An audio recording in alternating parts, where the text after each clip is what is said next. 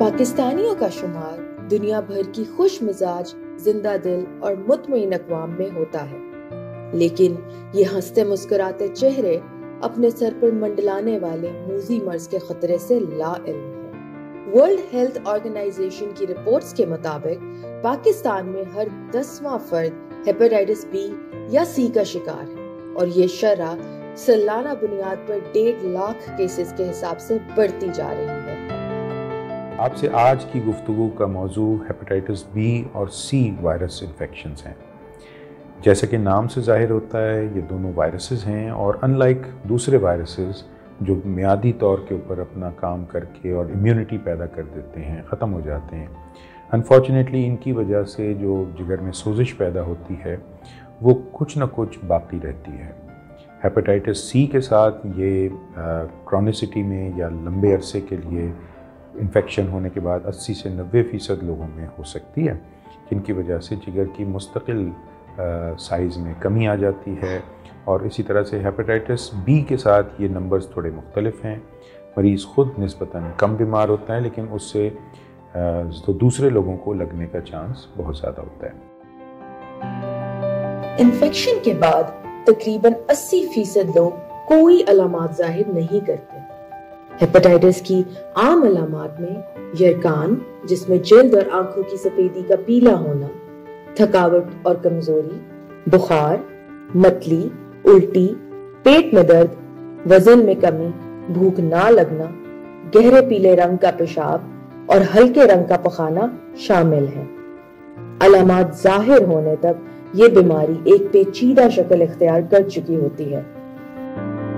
Hepatitis be اور سی ایک ایسے وائرس ہیں جو کہ دائمی یا کرونک ایلمنٹ کرتے ہیں۔ یہ غیر فعال شکل میں یا ان ایکٹیو فارم میں ہمارے جسم میں موجود رہتے ہیں، لیکن کوئی علامات ظاہر نہیں کرتے، اور جب علامات ظاہر کرتے ہیں تو بہت دیر ہو گئی ہوتی ہے۔ یہ وہ سٹیج ہوتی ہے جب یہ ڈیزیز کمپلیکیٹ ہو گئی ہوتی ہے اور کمپلیکیشنز کے ساتھ مریض آپ کے پاس پریزنٹ کرتا ہے۔ ہیپاٹائٹس کی وجہ سے جو کمپلیکیشنز ہوتی ہیں وہ مینلی جگر کی ہیں۔ جگر کا کچھ حصہ جو ہے وہ سکڑ جاتا ہے یا سخت ہو جاتا ہے، جسے ہم فائبروسس کہتے ہیں، اور پھر لیور فیلئر یعنی لیور اپنا کام کرنا چھوڑ دیتا ہے۔ اس کی وجہ سے جسم میں بہت سی پیچیدگیاں ہو سکتی ہیں، جسم میں پانی کا جمع ہونا، خاص طور پہ پیٹ کا پھول جانا بیکاز پانی وہاں جمع ہو جاتا ہے، خون کی الٹی کا آنا، جسم کے خون کے جمنے کی صلاحیت کا متاثر ہونا، یہ تمام شامل ہیں۔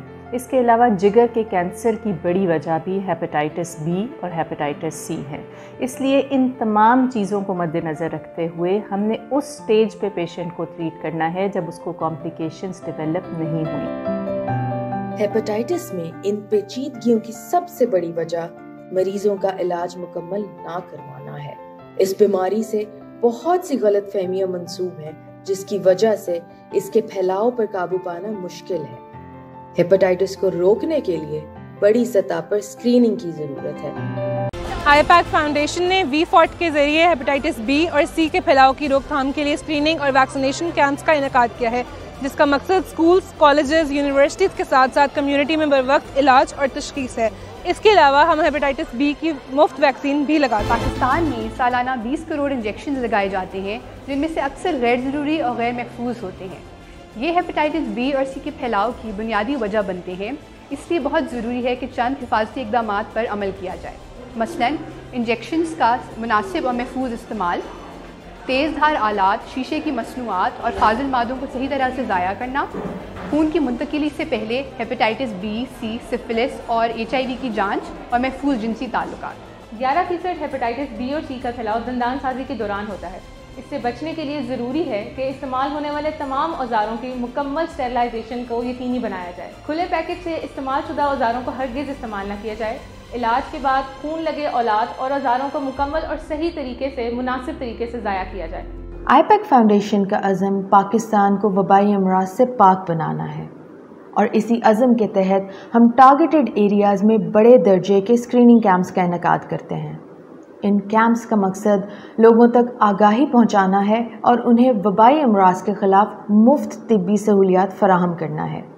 آئی پیک فاؤنڈیشن اگلے 3 سالوں میں تقریباً 12,000 لوگوں کو ہیپاٹائٹس بی اور سی کے خلاف اسکرین کرنے کا ارادہ رکھتا ہے۔